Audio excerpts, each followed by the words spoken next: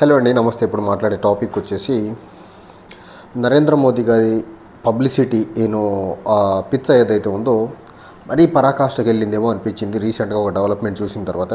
అదేంటి అంటే స్కూల్ పిల్లలు చదువుకునేటువంటి ఎన్సీఆర్టీ బుక్స్ ఏవైతే ఉన్నాయో 7th స్టాండర్డ్కి సంబంధించినటువంటి ఇంగ్లీష్ బుక్లో డిజిటల్ ఇండియా, మేక్ ఇన్ ఇండియాకి సంబంధించినటువంటి స్కీమ్స్ యొక్క నరేంద్ర మోదీ ఫోటోలతో కలిపినటువంటి స్కీమ్స్తో ప్రమోట్ చేసే ప్రయత్నం చేస్తున్నారు. నెంబర్ 1.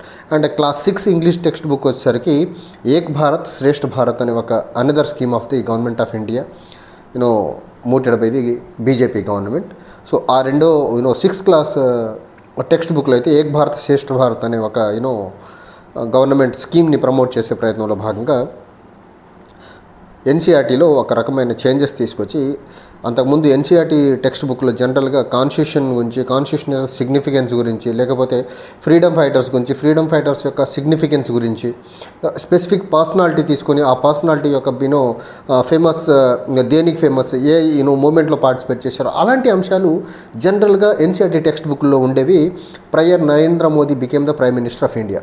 అయితే నరేంద్ర మోదీ ప్రైమ్ మినిస్టర్ అయిన తర్వాత జరుగుతున్న ఉదంతాలు ఏంటి అంటే, they started attacking the history through NCERTs.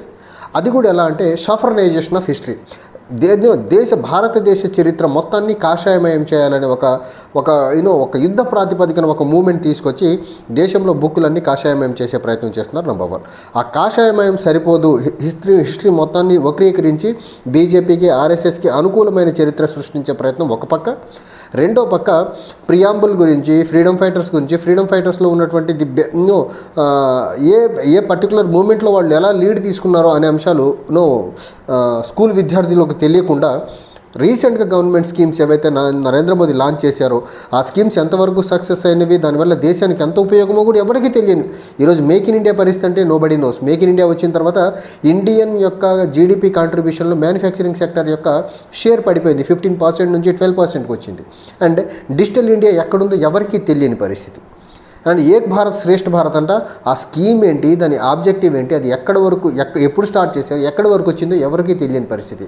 కానీ నరేంద్ర మోదీ గారు ఎన్సీఆర్టీ టెక్స్ట్ బుక్లో ఈ రకమైన స్కీమ్లన్నింటినీ ఇన్కార్పొరేట్ చేసి Narendra Modi as well as BJP యొక్క పబ్లిసిటీ పిక్చర్ని ఇంకో లెవెల్కి తీసుకెళ్తున్నారు తప్ప దీనివల్ల దేశానికి, మరీ ముఖ్యంగా స్కూల్ గోయింగ్ పిల్లలకి ఏమైనా ఉపయోగం ఉందా?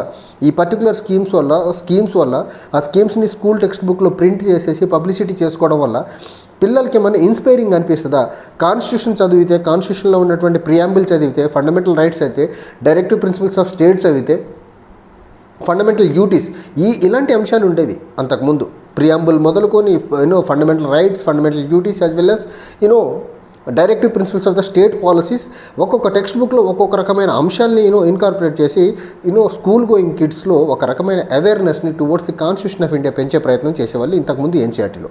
కానీ ఇప్పుడు నరేంద్ర మోదీ ప్రభుత్వం వచ్చిన తర్వాత 2014 నుంచి వాళ్ళు ఒకటే agenda, first attack the history, make the Indian history into A RSS history, make the Indian history into A BJP history అనేది ఫస్ట్ ఎజెండా.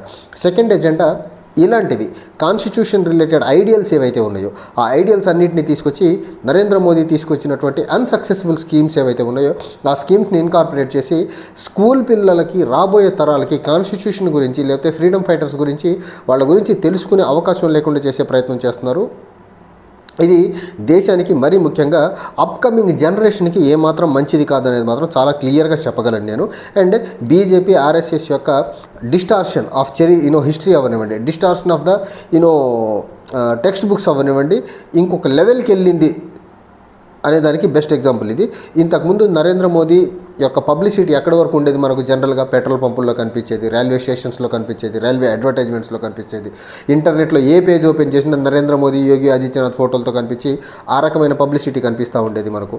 తర్వాత ఈ గవర్నమెంట్ ప్రతి న్యూస్ పేపర్లో కనిపించేది మనకు, లేకపోతే ఇంటర్నెట్లో ఏ పేజ్ ఓపెన్ చేసినా, ఎక్కడ ఏం చూసినా నరేంద్ర మోదీ గురించి, నరేంద్ర మోదీ లాంచ్ చేసినటువంటి స్కీమ్స్ గురించి మనకు రకరకాలుగా పబ్లిసిటీ కనిపిస్తూ ఉండేది.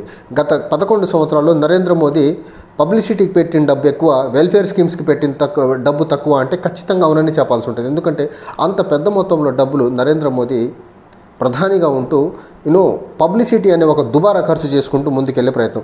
ఈ పబ్లిసిటీ అంతా సరిపోదన్న చందంగా రైల్వే స్టేషన్, రైల్వే మన హైవేల పక్కన, తర్వాత పెట్రోల్ పంపులు, తర్వాత టికెట్ల ఆఖరికి రైల్వే టికెట్స్ మీద ఇలాంటివేవి సరిపోవన్న చందంగా ఇంటర్నెట్, యూట్యూబ్ ఇలాంటి అన్నింటిలో ఎక్కడ యాడ్లు తక్కువైపోయినాయి అనుకున్నారు ఏంటో తెలియదు. కానీ ఇప్పుడు ఎన్సీఆర్టీ టెక్స్ట్ బుక్కుల మీద పడి చిన్న చిన్న పిల్లల మైండ్ని పొల్యూట్ చేసే ప్రయత్నం చేస్తున్నారు. నెంబర్ 1. రెండోది, చిన్న చిన్న పిల్లల మైండ్లో ఈ బీజేపీ పార్టీ యొక్క భావజాలాన్ని, బీజేపీ పార్టీ గురించి చిన్నప్పుడే వాళ్ళ మైండ్స్లో పెనట్రేట్ చేసే ప్రయత్నం చేస్తున్నారు తప్ప దీనివల్ల ఈ స్కీమ్స్ వల్ల స్కూల్ గోయింగ్ పిల్లలకి వచ్చి ఒరిగేది ఏం లేదు. ఎందుకు రేపు గవర్నమెంట్ మారిన తర్వాత మళ్ళీ ఈ స్కీమ్స్ మార్చేసి మళ్ళీ కాన్స్టిట్యూషన్లో ఉన్నటువంటి ఐడియల్స్ ఏవైతే ఉన్నాయో, preamble, fundamental rights, fundamental duties, directive principles of state policies అలాంటివి ఇన్కార్పొరేట్ చేయడం, నెక్స్ట్ ఫ్రీడమ్ ఫైటర్స్ యొక్క సిగ్నిఫికెన్స్ గురించి ఇన్కార్పొరేట్ చేయడం మొదలు పెడితే ఇదంతా ప్రింటింగ్ వేస్టే కదా. ఒక సెట్ ప్రొసీజర్ని ఎన్సీఆర్టీ సెట్ చేసి ముందుకెళ్తున్న క్రమంలో గత 50-60 సంవత్సరాలుగా వీళ్ళు కొత్తగా వచ్చి చరిత్ర మొత్తాన్ని వక్రీకరించే టెక్స్ట్ బుక్కుల్లో ఉండేటువంటి ఆ ఫార్మాట్ని కూడా వక్రీకరించి ముందుకెళ్తున్నారంటే బీజేపీకి ఎన్సీఆర్టీ కూడా ఒక ఇంపార్షియల్గా ఉండటం ఇష్టం లేదు. కాబట్టి బీజేపీ వాళ్ళు ఎన్సీఆర్టీని కూడా బీజేపీ మయం చేసుకునేలా ఆ ఎన్సీఆర్టీలో ఉన్నటువంటి అపాయింటీస్ అందరినీ మ్యాక్సిమం ఆర్ఎస్ఎస్ వాళ్ళని పెట్టేసి ఇలాంటి నీచమైన పనులు చేసుకుంటూ ముందుకెళ్ళే ప్రయత్నం చేస్తున్నారు. వీళ్లకు right from school going kid దగ్గర నుంచి ముసలోళ్ళ వరకు వీళ్ళ ఎజెండా ఒకటే, ప్రతి ఒక్కళ్ళు బీజేపీ జపం చేయాలా, నరేంద్ర మోదీ జపం చేయాలా, ఆర్ఎస్ఎస్ యొక్క భావజాలతో మైండ్ అంతా నింపుకోవాలి తప్ప భారతదేశంలో ప్రజలకి కాన్స్టిట్యూషనల్ ఐడియల్స్ అయినటువంటి fundamental rights, fundamental duties, directive principles of state policies, preamble ఇలాంటి అంశాలు ఏవీ పట్టకూడదు అనేది మాత్రం చాలా ప్రస్ఫుటంగా అర్థమవుతుంది. ఎందుకంటే కాన్స్టిట్యూషనల్ అవేర్నెస్ ఎప్పుడైతే సిటిజన్లో పెరుగుతుందో the people automatically they start raising the voice, they start questioning the power, ఇలాంటివన్నీ జరుగుతాయి. కాబట్టి ఇలాంటి వాటి నుంచి ప్రజల్ని దూరం చేయాలి అంటే ఇలాంటి స్కీమ్స్ గురించి పబ్లిసిటీ చేసుకుంటూ ప్రజల్ని నాలెడ్జ్ లేకుండా చేసే ప్రయత్నం బీజేపీ చాలా సక్సెస్ఫుల్గా చేస్తుంది. ప్రజలకి ఎప్పుడైతే నాలెడ్జ్ వస్తుందో బీజేపీకి ఓట్లేయరు, బీజేపీ మాట వినరు. బీజేపీ నిజస్వరూపం తెలిస్తే బీజేపీని ఎప్పుడు అవకాశం వస్తే అప్పుడు రాజకీయంగా పవర్ నుంచి దింపేసే ప్రయత్నం చేస్తారనేసి కాన్స్టిట్యూషనల్లో ఉన్నటువంటి ఐడియల్ థింగ్స్ అన్నింటినీ పక్కన పెట్టి ఫ్రీడమ్ ఫైటర్స్ గురించి పక్కన పెట్టేసేసి నరేంద్ర మోదీ ఏదో దేశానికి, ప్రపంచానికి, మొత్తానికి భారతదేశం అంటే ప్రపంచ నలుమూలలా పాజిటివ్గా ప్రపంచంలో నంబర్ 1 ఎకానమీగా మార్చేసినట్టు, లేకపోతే ప్రపంచంలో ఉన్నటువంటి టెక్నాలజీ మొత్తం ఇండియా ఇన్వెంట్ చేసినట్టు ఈ మేక్ ఇన్ ఇండియా స్కీమ్ని, డిజిటల్ ఇండియా స్కీమ్ని, ఏక్ భారత్ శ్రేష్ఠ భారత్ లాంటి స్కీమ్స్ అన్నిటినీ ఎన్సీఆర్టీ బుక్కుల్లో పెట్టి ప్రమోట్ చేస్తున్నారంటే బీజేపీ యొక్క పబ్లిసిటీ పిచ్చ ఎంత పీక్స్కి వెళ్ళిందనే దానికి బెస్ట్ ఎగ్జాంపుల్ ఇది. అండ్ ఆ పర్టికులర్ ప్రింట్ ఏదైతే ఉందో ఆ ప్రింట్ కూడా కలర్ కూడా షాఫ్రన్ కలర్లో బీజేపీ కలర్లో, బీజేపీ ఫ్లాగ్ కలర్లో ఉంది తప్ప అది కూడా మళ్ళీ నార్మల్ న్యూట్రల్ కలర్ కూడా పెట్టలేదు. అంటే కలర్తో సహా మొత్తం కూడా బీజేపీకి అనుకూలంగా మార్చేశారు టెక్స్ట్ బుక్లు. దాన్నే ఎన్సీఆర్టీ మొత్తాన్ని చరిత్ర దగ్గర నుంచి టెక్స్ట్ బుక్ డిజైన్ దగ్గర నుంచి మొత్తం కాషాయమయం చేసేసి భారతదేశ యొక్క వ్యవస్థలన్నిటినీ కాషాయమయం చేసే ప్రయత్నంలో భాగం అనేదానికి ఇదొక బెస్ట్ ఎగ్జాంపుల్. Thank you.